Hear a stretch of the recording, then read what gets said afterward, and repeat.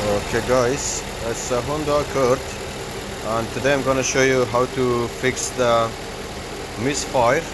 As you can see, the car has too much vibration.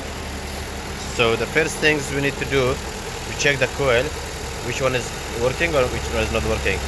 So if the coil is not working, when we remove the coil, it doesn't affect the engine. If the coil is working, and then it's gonna be more shaking the engine. So we remove the number one.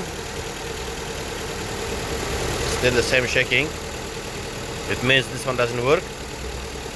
We remove number two. Same shaking. We remove number three. Oh, it gets worse. It's nearly turned off. So it means it's working. And number four. Oh, it gets worse. It means these two is working, and number one and number two not working. So to find out if the spark plug not working or the injector or the coil, ignition coil, so I'm gonna swap the ignition coil and then see. Now this number one and number two not working. I'm gonna replace number one and two with the number three and four, and then see how it's going. Okay, so I just swapped the ignition coil. Now you can see I put the number four here, so now it's working. And number two, it's working.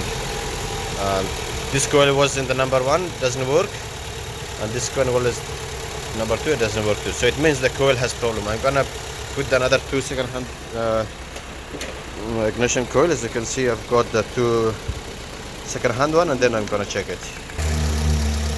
Okay, so I put the two another ignition coil, these two, and that two is the old one. It's working now. So the car is smooth and no shaking, no missing. So this is what I just wanted to tell you. Before we replace any spark plugs or we do any like injector, we have to swap the coil, and that's the easy way. If the coil doesn't work here, if this cylinder doesn't work, and then we swap the coil, and then we see if the coil is working or not. That's all. Thank you. Bye.